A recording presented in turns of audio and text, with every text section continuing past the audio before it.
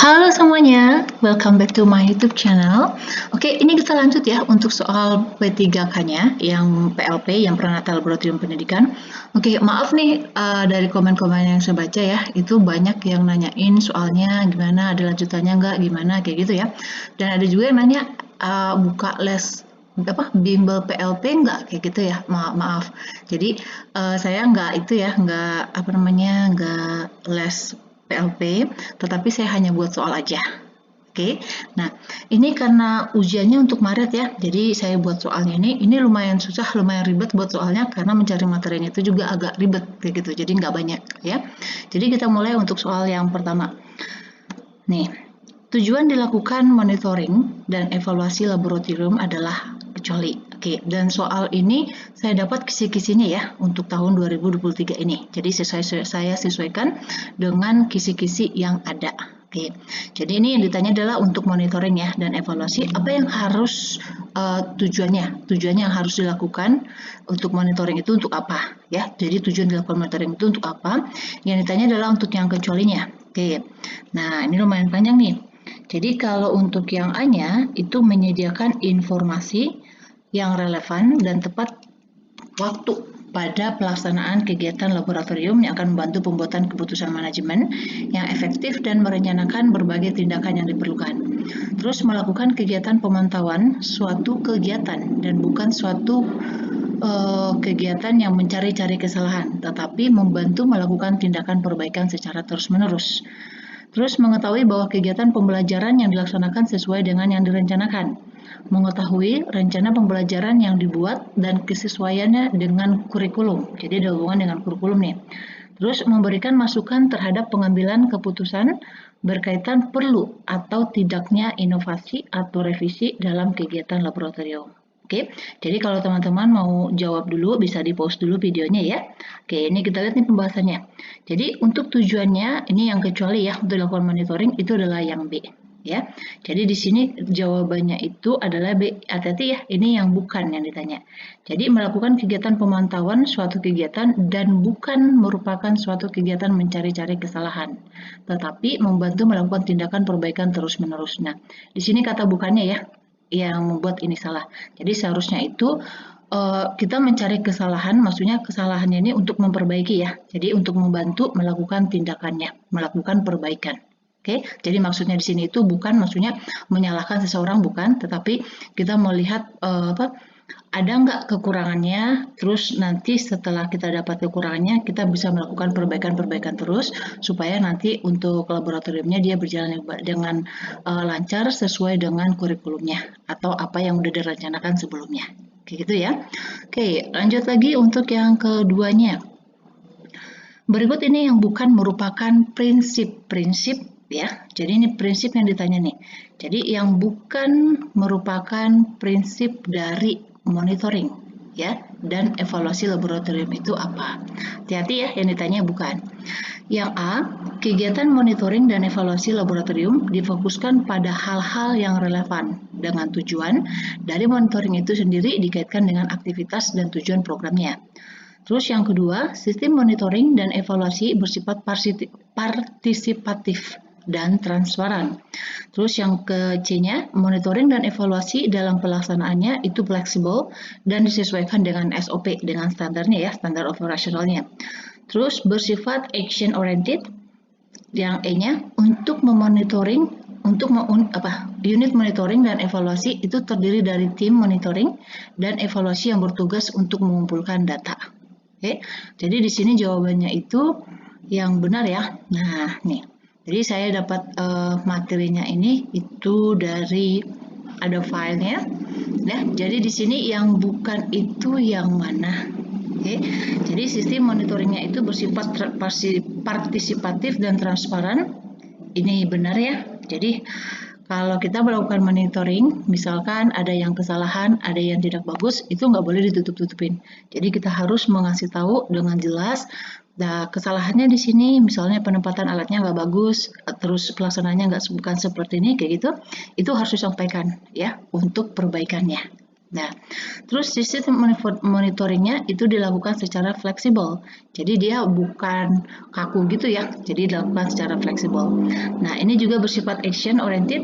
Jadi ada actionnya, ada tindakannya juga ya untuk melakukannya. Jadi ingat aja tujuan monitoring itu adalah untuk memperbaiki atau mencari kesalahannya, maksudnya untuk memperbaikinya ya, terus mana yang tidak sesuai dengan apa yang direncanakan, kayak gitu. Jadi makanya ada actionnya juga, ya.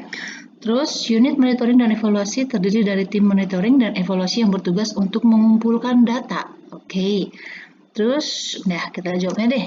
Nah, jawabannya yang tepat itu, yang bukan itu adalah yang E. Kenapa? Karena di sini ya, ini kan tim monitoring itu dia mengevaluasi dan bertugas mengumpulkan data. Ingat, unit monitoring dan evaluasi itu terdiri dari tim monitoring dan evaluasinya. Jadi dia memonitoring dan juga melakukan evaluasi. Nah, ini dia. Tidak hanya bertugas mengumpulkan data, tetapi juga menganalisis masalah dan memberikan rekomendasi secara praktis gitu. Jadi nanti kalau misalkan monitoring terus dilakukan evaluasi itu bukan cuma kesalahannya ini kayak gitu, bukan ya, bukan data-datanya aja yang disampaikan, tetapi juga melakukan analisis masalah serta memberikan rekomendasi pemecahan masalahnya itu apa. Gitu ya. Itu prinsip-prinsipnya. Nah, lanjut lagi. Yang merupakan ruang lingkup dalam monitoring dan evaluasi laboratorium adalah, oke, di sini yang tanya adalah kecuali, oke, kalau tadi prinsip, kalau sekarang ruang lingkupnya. Nah, yang A, dosen dan tenaga kependidikan, B, strata pendidikan, pengelolaan laboratorium, sarana dan prasarana, dan pembiayaan. Nah, hati-hati di sini yang ditanya itu adalah ruang lingkupnya, ya. Oke, ini dia. Jadi ruang lingkup untuk monitoring dan evaluasi laboratorium itu mencakup ada 4 bagian, yaitu dosen dan tenaga kependidikan, ya, yang dimonitoring. Terus pengelolaan laboratoriumnya itu juga harus dicek udah benar atau enggak.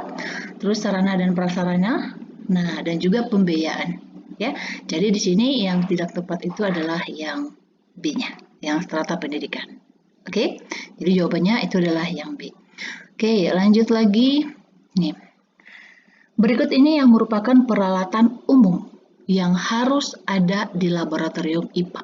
Ya, jadi yang harus ada itu yang umum ya, itu apa? Kecuali. Oh iya, ini soalnya saya nggak buat panjang ya, tapi ini soalnya itu to the point. Biasanya kalau soal PLP dia tuh panjang, jadi kayak menganalisa soal seperti itu, ya. Tetapi nanti teman-teman lihat aja nanti, misal baca dulu nanti nih pertanyaannya itu apa, terus teman-teman baru lihat nanti masalahnya itu apa. Kayak gitu ya. Jadi saya kasih konsep-konsepnya aja. Gitu. Oke, berikut ini yang merupakan peralatan umum ya, yang ada di laboratorium kecuali. Oke, ini dia. A. Mikroskop, B. Pelubang gabus, jangka sorong, model pernafasan, dan gelas ukur. Oke, jadi yang harus ada itu apa? Ya, jadi tanya dia kecuali ini dia.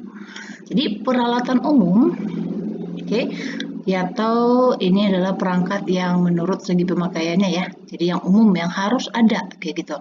Nah, harus ada yaitu perkakas seperti obeng, tang, pisau, oke, yang ini. Nah, ini dia pelubang gabus termasuknya di sini. Terus instrumen. Nah, ini biasanya sih digunakan untuk yang fisika ya, yaitu ada salah satunya jangka sorong. Oke, alat gelas kimia. Nah, gelas kimia kan ada yang tabung reaksi, gelas kimia, terus ada juga gelas ukur, ya. Jadi dia yang berbentuk gelas. Nah, jadi dia adalah ini gelas ukur. Terus bagan seperti penampang pelintang batang daun. Nah, ini untuk yang IPA, yang biologinya ya.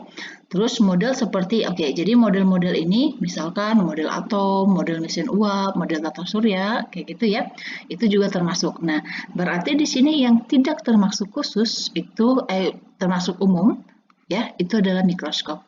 Karena mikroskop ini udah khusus, jadi ya, kalau di umum dia nggak ada, kayak gitu. Maksudnya bisa ada, tetapi nggak harus ada, kayak gitu. Maksudnya yang ceritanya yang umum ya, yang harus ada itu apa? Gitu untuk laboratorium IPA-nya. Oke, berarti jawabnya yang A ya. Nah, lanjut lagi. Waktu yang tepat untuk merencanakan inventarisasi perawatan biaya operasional dan habis pakai adalah ya, waktunya kapan? Apakah kita boleh sembarangan? Misalnya, oh ya saya mau hari ini harus ada, kayak gitu. Terus misalnya 1 minggu lagi saya mau harus ada, gitu. Mas gampang itu ya kan? Jadi harus ada perencanaannya dulu. Nah, di sini yang tepat itu dia kapan? Ya, nih. Jadi perencanaan inventarisasi perawatan biaya operasionalnya dan bahan habis pakai ya itu direncanakan secara tepat sehingga dalam pelaksanaan praktikum tidak terjadi kehabisan. Nah, dalam 1 tahun pelajaran ya. Jadi biasanya direncanakan itu di awal ya, di awal tahun pembelajaran. Oke, jadi jawabannya yang tepat itu adalah yang B. Oke, jadi kita nggak boleh sembarangan ya. Misalkan mau inventarisasi segini, hari ini harus ada, minggu ini harus ada, gitu nggak bisa. Karena kan banyak hal yang harus dipertimbangkan. Oke, lanjut lagi. Nih, berikut ini yang merupakan fasilitas, ya, yang merupakan fasilitas khusus yang harus ada dalam laboratorium, kecuali. Nah, ini dia, yang ditanya adalah yang khusus ya, kalau tadi umum. Ini yang khusus kecuali, ini yang ditanya fasilitas ya, bukan peralatan, fasilitas. Maksudnya bukan peralatan untuk melakukan praktikum, bukan. Oke, ini A, perlengkapan P3K-nya, ya, P3K-nya berarti kalau misalnya ada yang celaka kayak gitu, papan tulis, lemari asam, bak cuci, terus pemadam kebakaran. Nah, ini dia. Jadi ini menurut, ini ada buku gitu ya. Nah, di dalam laboratorium ini membutuhkan fasilitas. Jadi fasilitasnya itu ada dua. Ada fasilitas umum dan ada fasilitas khusus. Ya, karena di sini diminta yang khususnya, berarti kita cek yang bagian khusus. Nih, fasilitas yang khusus berupa peralatan mebelier. Ya, mebelier ini berarti contohnya kayak meja, ya, meja siswa, meja guru, terus kursi, ya, papan tulis, ya kan, itu perlu tuh di dalam laboratorium. Lemari alat, lemari bahan, ruang timbangnya, lemari asam, perlengkapan P3K-nya, pemadam kebakaran. Ya, jadi yang khusus di sini itu yang bukan termasuk untuk peralatan percobaannya, gitu. Tetapi hal yang mendukung yaitu dia peralatan mebeliernya. Oke, berarti yang tidak ada karena kan ditanya kecuali. Perlengkapan P3K-nya ada, papan tulisnya juga ada, lemari asam juga ada, terus pemadam kebakaran juga ada. Nah, di sini bak cuci. Nah, bak cuci nggak masuk ya, karena bak cuci itu masuk ke dalam fasilitas umum. Jadi harus ada, gitu. Jadi yang khusus ini kalau misalkan nih, ya, papan tulisnya belum ada, itu nggak apa-apa. Ya kan, jadi kalau misal memungkinkan ya harus ada, karena kan harus perlu penjelasan dari gurunya atau laboran juga nih sebelum melakukan praktikum. Ya, berarti di sini yang bukan termasuk yang khusus itu adalah bak cuci, karena ini masuk ke peralatan umum yang harus ada. Ya, jadi jawabnya adalah yang D. Oke, lanjut lagi. Tenaga yang membantu kepala laboratorium, ya, dalam mempersiapkan alat dan bahan praktikum serta pemeliharaan alat dan bahan. Jadi dia membantu kepala laboratoriumnya untuk mempersiapkan alat dan bahan praktikum serta juga untuk melakukan pemeliharaan. Ya. Nah, A siswa, B laboran, C teknisi, D guru kimia, yang E-nya guru fisika. Oke, ini dia. Jadi ini adalah tugas dari teknisi. Ya, pemeliharanya nih. Jadi teknisi laboratorium merupakan tenaga laboratorium yang membantu kepala laboratorium terutama mempersiapkan alat dan bahan praktikum serta pemeliharaan alat dan bahan. Oke, jadi jawabannya di sini. Untuk spesifikasinya nanti teman-teman bisa baca sendiri ya. Maksudnya apa aja sih spesifikasi untuk menjadi seorang teknisi laboratorium itu? Kayak gitu ya. Jadi jawabnya adalah yang C. Oke, lanjut lagi. Nih, tenaga yang membantu laboratorium. Nah, ini ada tenaga lagi ya. Oke, dalam mengelola bahan-bahan dan peralatan. Nah, dan melayani kegiatan praktikum. Maksudnya juga membantu dalam praktikum ya. Jadi misalkan nih ada gurunya kayak gitu yang lagi praktikum. Nah, ini juga dia membantu dalam memantau siswanya itu dia praktikum. Kayak gitu. Jadi bukan cuma untuk mempersiapkan alat dan bahan juga, tetapi turut serta ikut. Gitu ya. Nah, itu tenaganya namanya apa? Nah, A siswa, B laboran, C teknisi, D guru kimia, dan E guru fisika. Nah, oke. Jadi ini adalah tugasnya dari si laboran. Ya. Jadi laboran itu adalah tenaga laboratorium yang membantu kepala laboratorium terutama dalam mengelola bahan-bahan dan peralatan dan melayani kegiatan praktikum. Ya. Jadi kualifikasinya itu juga diatur oleh nih peraturan menteri ya. Ini. Oke, berarti jawabannya itu adalah yang B. Bisa ya? Oke, next lagi. Berikut ini yang bukan merupakan standar ya, yang telah dipersiapkan untuk digunakan dalam tahap pelaksanaan monitoring. Jadi standarnya itu apa aja? Tetapi di sini ditanya yang bukan ya. Oke, A. Kesesuaian dengan tujuan pembelajaran. B. Tingkat capaian kegiatan pembelajaran sesuai dengan target. C. Ketepatan dan pengelolaan waktu. D. Kesesuaian metode pembelajaran dan alat evaluasi.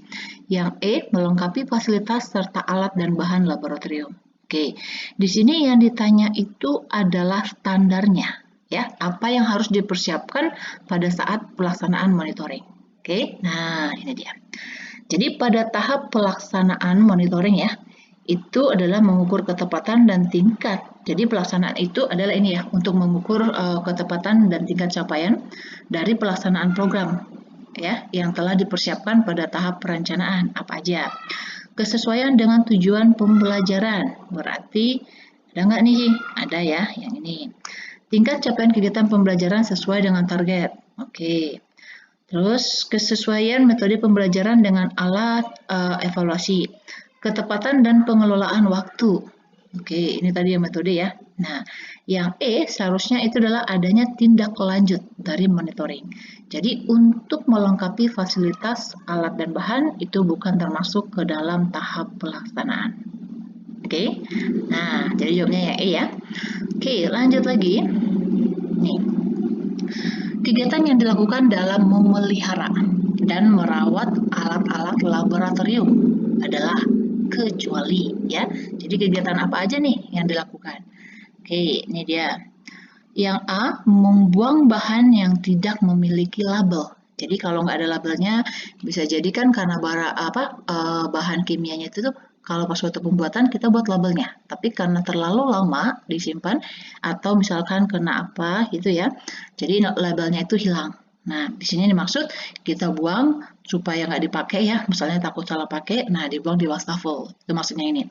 Terus memeriksa hasil kerja dan unit unjuk kerja, mengganti bagian-bagian alat yang hilang, menyimpan alat-alat sesuai dengan daftar inventaris, memeriksa ketersediaan dan kebutuhan alat dan bahan untuk pengadaan. Jadi kalau misalkan ada bahan kimianya yang kurang kayak gitu, terus ada alatnya yang rusak, diperbaiki kayak gitu ya. Nah, di sini tanya yang kecuali. Ya, ini jawabannya yang A ya. Jadi yang A itu tidak tepat. Oke, jadi kita nggak bisa buang bahan kimia itu ke dalam wastafel. Jadi untuk pengelolaan bahan kimia itu ada prosedurnya. Oke, nah misalnya nih, kita nggak tahu ya, tadi kan labelnya hilang. Kalau misalkan itu adalah bahan yang korosif, ya, kita buang ke wastafel. Bisa jadi nanti itu akan mengganggu. Nah, misalkan juga kalau itu dia bahannya korosif, wastafelnya, itu bisa korosi. Nah, ya, jadi nggak boleh buang bahan-bahan kimia itu ke dalam wastafel. Ya, lanjut. Hal yang perlu diperhatikan dalam penyimpanan dan penataan alat laboratorium kecuali. Oke, ini yang diperlukan untuk penyimpanannya ya. Nah, penyimpanannya gimana? Penataannya gimana? Apakah kita bisa susun sembarangan aja? Atau berdasarkan ukuran besar kecilnya? Atau berdasarkan apa? Ya, jadi ada sesuatu yang harus diperhatikan. Yaitu di sini tanya yang kecuali. Yang A, jenis bahan dasar penyusun alat tersebut. Yang B, alat yang terbuat dari logam dan porselen itu disimpan dalam satu tempat. Yang C, dalam penyimpanan dan penataan alat, aspek bobot, ya bobot atau berat benda itu harus diperhatikan. Terus, jangan menyimpan alat-alat berat di tempat yang lebih tinggi. Terus, alat dan bahan disimpan terpisah. Nah, ini dia. Jadi, dalam penyimpanan alat dan bahan itu ya, kita harus perlu pertimbangkan, yaitu jenis bahan dasarnya penyusun. Oke, supaya kita tahu nih caranya gimana. Misalkan, kalau bahannya itu mudah terbakar, terus bahannya itu bersifat korosif, atau dia mudah teroksidasi, gitu. Nah, itu kita harus pisahkan. Jadi nggak boleh digabung, ya. Makanya kita harus tahu jenis bahannya. Terus alat yang terbuat dari logam tentunya harus dipisahkan dari alat yang terbuat dari gelas atau porselen. Oke, ini katanya dipisahkan. Kalau di sini kita buat dalam satu tempat, jelas jawabannya adalah yang B. Oke, itu nggak bisa. Karena nanti kalau logamnya itu nanti terjadi korosi, ya, itu nanti akan merusak porselennya. Jadi nggak boleh, ya. Logam-logam, porselen-porselen, kayak gitu. Nah, jadi jawabannya adalah yang B ya. Kalau yang ini aspek bobotnya memang itu harus diperhatikan. Jadi jangan kita gabung yang ukurannya besar, ukurannya kecil, nggak bisa ya. Nah, apalagi yang ini nih. Alat bahannya itu disimpan terpisah. Jadi kita nggak boleh menyimpan alat dan bahan itu dalam satu lemari yang sama. Ya, atau misalkan dalam satu rak yang sama. Dan alat berat nggak boleh disimpan lebih tinggi ya. Karena nanti pas waktu kita ambil takut jatuh. Dan juga nanti merusak bahan-bahan yang ada di bawahnya. Oke? Oke, jadi jawabnya yang B, yang ini. Next lagi. Berikut ini yang bukan syarat. Tempat penyimpanan bahan beracun, ya. Yang bukan. Jadi bahan beracun itu simpannya di tempat yang bagaimana? Ya, ini dia. Jadi A, ruangan dingin dan berventilasi.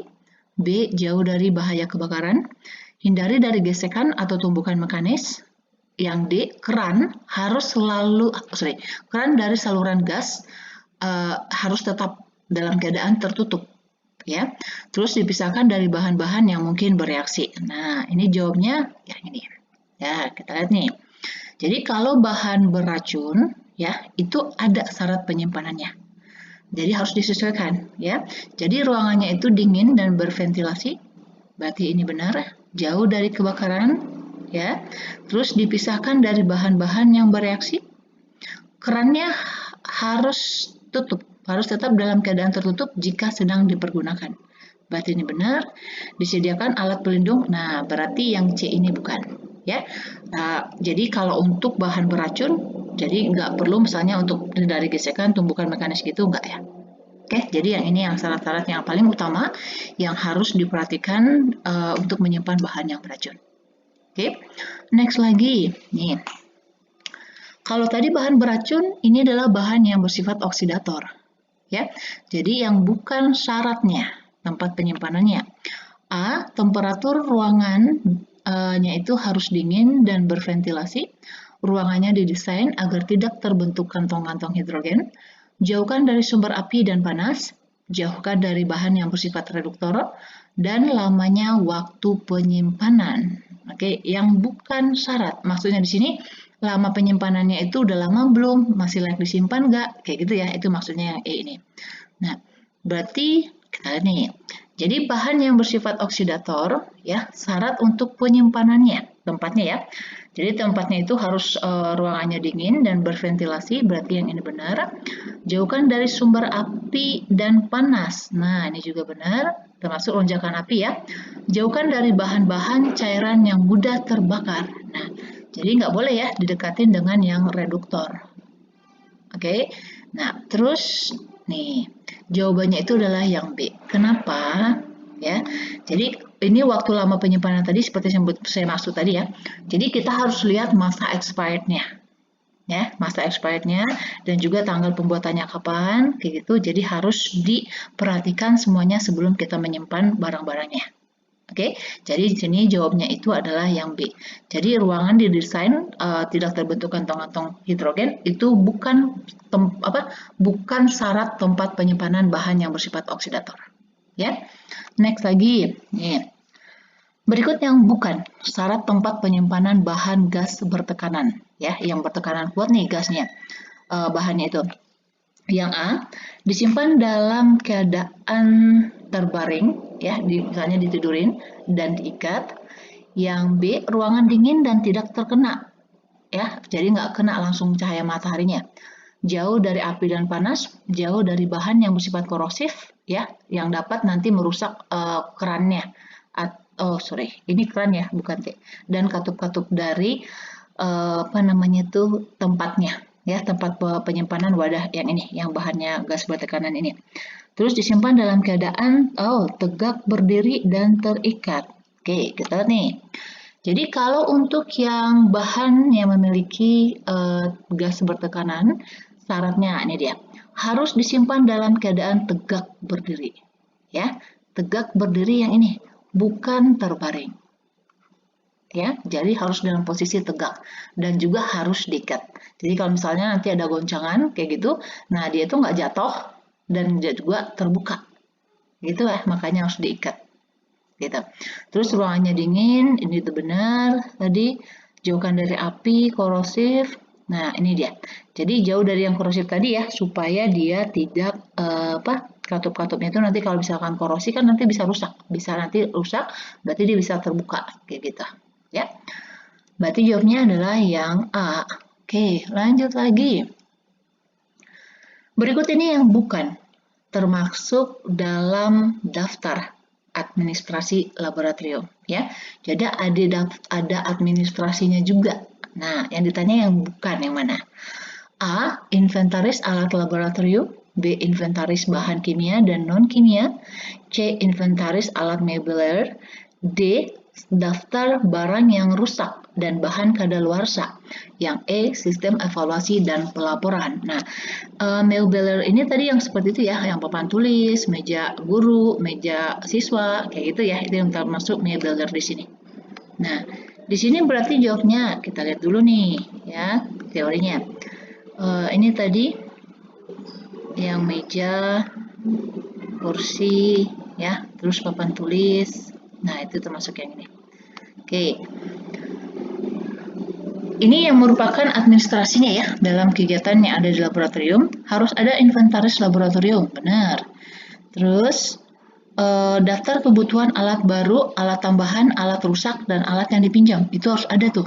Jadi surat masuk juga, surat keluar juga harus. Misalnya nih, surat keluarnya misalkan kita lagi pengadaan barang, kayak gitu. Ya, dan surat masuk misalnya daftar-daftar harganya yang kayak gitu-gitu ya. Terus daftar pemakai laboratorium. Nah, ini juga harus nih kalau daftar pemakai laboratorium misalkan siapa yang menggunakannya, kapan waktunya, kayak gitu harus ada ya. Terus daftar inventaris bahan kimia dan non kimia, alat-alatnya juga harus ada. Daftar inventaris dari mebelernya juga harus ada, ya. Ini tadi barang yang rusak. Nah, jadi kalau dalam administrasi laboratorium yang sistem evaluasi laboratorium. Nah, ini juga ada. Oh, oke, wait. Daftar kebutuhan alat baru, alat tambahan, alat yang rusak, alat yang dipinjam. Oh, oke, sorry. Ini ternyata semuanya benar. Saya lupa buat kecualinya. Nggak apa-apa ya. Jadi teman-teman udah dapat teorinya ini. Jadi ini aja administrasi yang harus diperlukan untuk laboratorium. Oke. Nah, lanjut lagi. Penataan alat dan bahan praktikum sangat bergantung pada fasilitas yang tersedia. Ya, jadi fasilitas yang tersedia itu maksudnya apa? Kecuali A. Gudang, B. Ruang belajar, C. Ruang persiapan, D. Lemari, E. Kabinet. Nah, ini dia. Jadi dalam penataan alat dan bahan ya dalam laboratorium itu bergantung kepada fasilitas yang ada di laboratorium demi kepentingan pemakaian laboratoriumnya. Nah, fasilitasnya itu maksudnya apa? Ruang penyimpanan khusus atau gudang, ya, berarti gudang ada. Jadi bahan-bahan misalnya kalau kita pesan dalam jumlah banyak, itu sebelum kita pakai ya, misalkan ya nggak semuanya harus diolah atau diencerin dulu, tetapi kita bisa simpan itu di gudang. Karena kalau misalkan kita buat di ruang utamanya ya, nanti kalau misalkan ada praktikum, nanti takutnya anak-anak ada yang rasa keingin tahuannya banyak, maksudnya tinggi. Nah, dia pengen lihat-lihat itu apa. Nah, padahal itu bahaya ya. Jadi harus disimpan dulu di gudang. Terus ruang persiapan. Nah, ruang persiapan ini itu ruang untuk mempersiapkan alat bahannya ya. Apalagi nih persiapan bahan-bahannya. Jadi misalkan kita mau ngencerin, kita mau buat larutan, kayak gitu itu harus ada. Terus tempat penyimpanan, nah tempat penyimpanannya seperti lemari ya, penyimpanan alat bahannya, terus kabinetnya, rak-raknya itu juga harus ada. Nah, ruang belajar di sini nggak masuk dong, ya. Ruang belajar itu ya di kelas, gitu. Jadi laboratorium itu untuk praktikumnya, ya. Jadi ruangan untuk praktikum, ya, bukan ruang belajar. Ya, jadi jawabnya adalah yang B. Oke, lanjut lagi. Berikut ini informasi yang tidak perlu dicantumkan, ya, yang tidak perlu dicantumkan dalam label wadah penyimpanan bahan kimia. Oke, yang ditanya tidak perlu. A. Nama kimia dan rumusnya. B. Tanggal pembuatannya. C. Cara pembuatan bahannya gimana. D. Konsentrasi atau kemolarannya atau kepekatannya. Yang E. Nama dan alamat pabriknya. Maksudnya bahan itu kita pesan dari mana. Oke, nah ini dia. Jadi wadah tempat penyimpanan bahan itu harus diberi label, ya. Informasinya apa aja. Nama kimia dan rumusnya ini pasti banget nih, harus ada ya.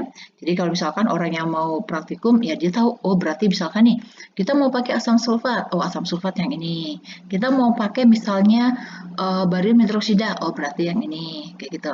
Ya, jadi harus ada labelnya. Konsentrasi. Nah, konsentrasi di sini ini tadi kepekatan atau kemolarannya, itu juga harus disediakan, ya. Misalkan kita buat larutan, nah ini berapa molar? Ya, misalkan 2 molar, 3 molar, kayak gitu.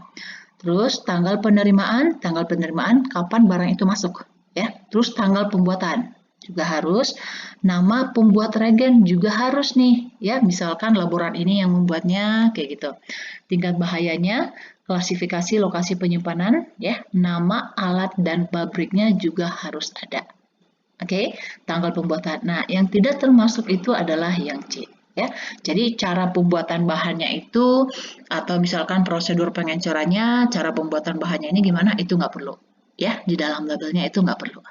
Oke, nah lanjut lagi. Bahan kimia yang mudah terbakar ya pada temperatur yaitu sekitar minus 4 Celcius dan minus 22 itu yang mana? Ya, oke. Contohnya A. Benzen, B. Metanol, C. Aseton, D. Kerosin, dan E. Naftalen. Nah, kita lihat. Jadi yang bahan mudah terbakar ya itu digolongkan menjadi 3 golongan. Oke, ada 3 golongannya. Ini berdasarkan suhunya ya, temperaturnya. Jadi ini ada cairan yang mudah terbakar yaitu di bawah 4 Celcius. Ini misalkan ada kalsium karbon disulfida, eter, benzen, aseton, oke. Terus yang ada di sekitar minus 4 sampai 22. Ya, ini yang ditanya di soal nih. Misalkan etanol, metanol, ya, yang ditanya di sini jawabnya etanol, metanol. Nah, berarti yang ini. Oke, jawabnya.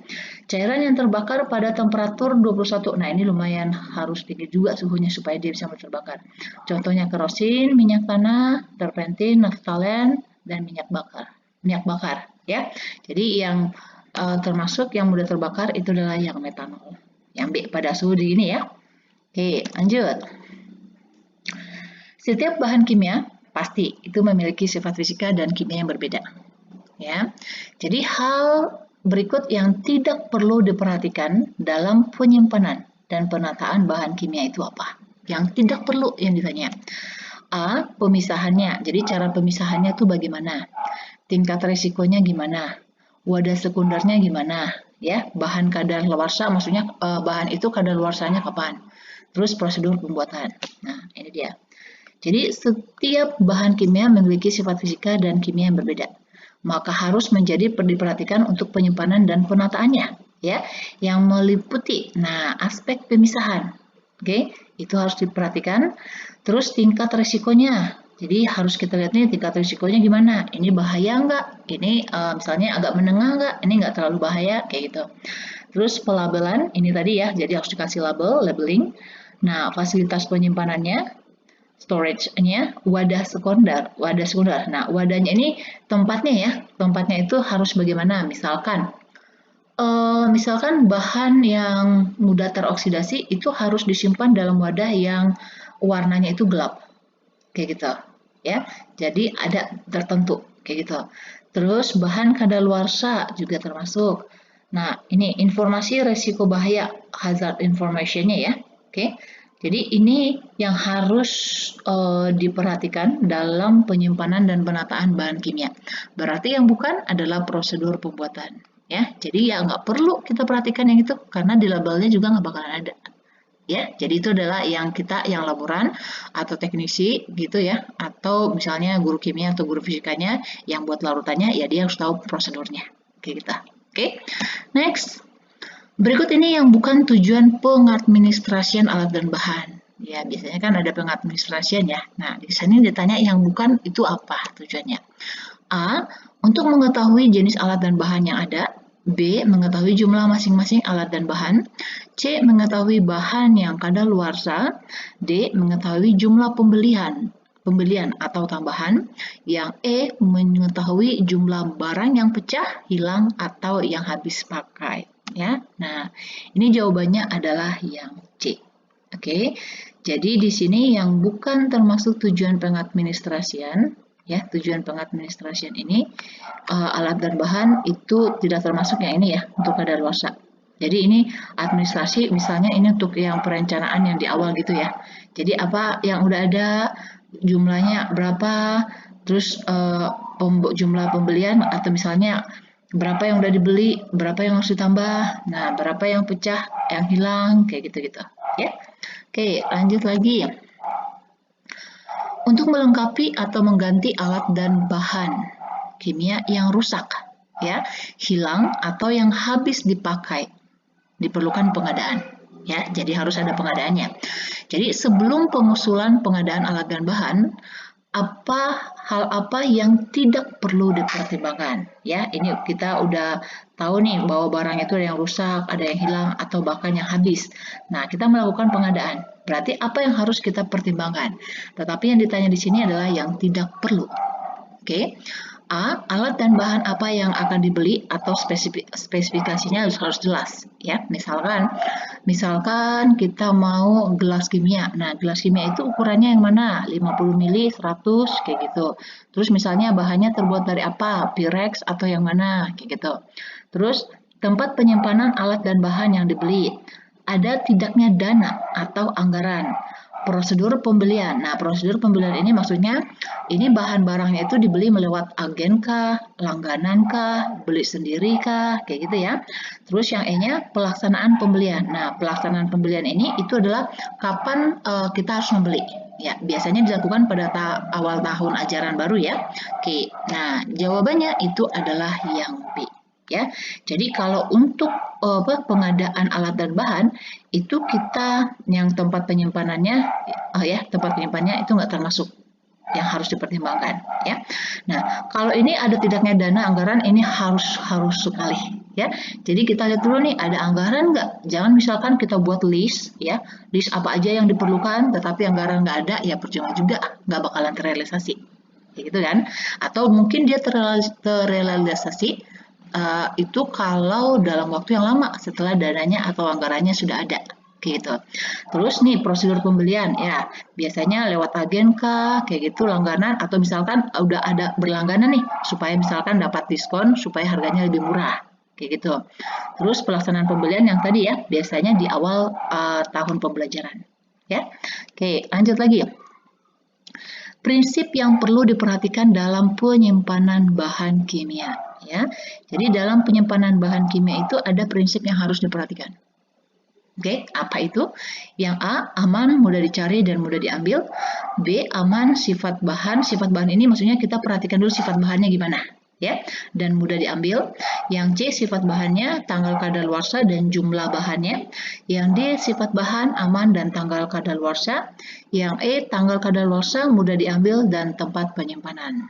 Oke, nah kita lihat nih teorinya. Jadi informasi resiko bahaya atau hazard information. Oke, ini sambungan yang teori sebelumnya. Jadi prinsip yang diperlukan untuk penyimpanan bahan laboratorium. Ya.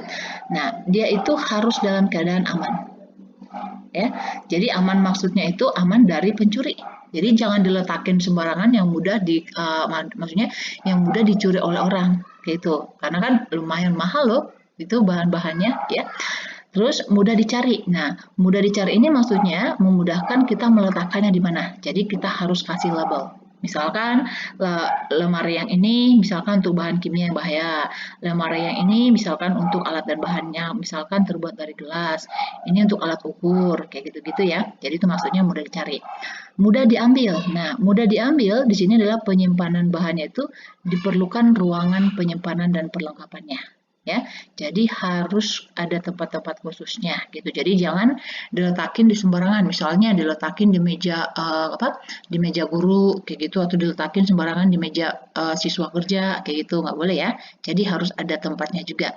Nah, berarti di sini prinsipnya itu adalah yang A, aman, mudah dicari dan mudah diambil. Oke. Nah, next lagi. Penyimpanan alat dan bahan setelah pemeliharaan dapat dikelompokkan menjadi berikut, kecuali A. Alat dan bahan yang sering dipakai. Jadi kita kelompokin berdasarkan apakah dari bahannya sering dipakai, terus alat dan bahannya di mana peserta didik diizinkan ya untuk mengambil sendiri, terus alat bahannya yang jarang dipakai, terus alat dan bahan yang baru dibeli ini misalnya dikelompokin, oh ini barang yang baru nih diletakin sini dulu, yang dipakai yang lama dulu kayak gitu. Terus yang E-nya alat dan bahan yang berbahaya. Oke, nih jawabannya adalah yang D. Ya, jadi kalau dalam penyimpanan alat bahan yang dalam maksudnya udah pemeliharaan, udah dicek semuanya kayak gitu ya, itu dikelompokkannya itu, nah ini dia, yang sering dipakai. Jadi kalau misalkan kalau praktikum ya, kalau seperti gelas kimia, pipet tetes, gelas ukur, itu kan sering dipakai ya. Nah itu kita letakin dalam satu tempat, kayak gitu. Tapi melihat dari beratnya juga, ya. Terus alat dan bahan di mana peserta didik diizinkan. Nih, ya kan? Gelas kimia kayak gitu-gitu itu masih bisa diizinkan untuk siswanya membuat mengambil sendiri. Makanya perlunya kita harus mengelompok-kelompokkan. Jangan sampai nanti misalkan yang kita minta kita suruh siswanya ngambil gelas kimia, ya kan? Dia mau ngambil itu, tetapi karena dia lihat ada bahan kimia itu dalam satu rak, dah nanti dia bakalan kepo, dia lihat bahaya, ya kan? Jadi harus dikelompokin. Terus alat dan bahan yang jarang dipakai itu juga harus dikelompokin. Terus alat bahan yang berbahaya juga harus dikelompokin. Ya, berarti di sini tepat adalah yang D. Oke, nah lanjut lagi. Oh, udah selesai. Oke, nah demikian dulu untuk pembahasannya ya. Untuk soal-soal LPEP, PLP ya, Pranata Laboratoriumnya untuk yang P3K-nya. Oh iya, saya dengar ya teman-teman mau ujian Maret ya. Rajin review lagi pelajarannya. Terus percaya deh kalau misalnya kita udah berusaha itu pasti ada jalannya ya.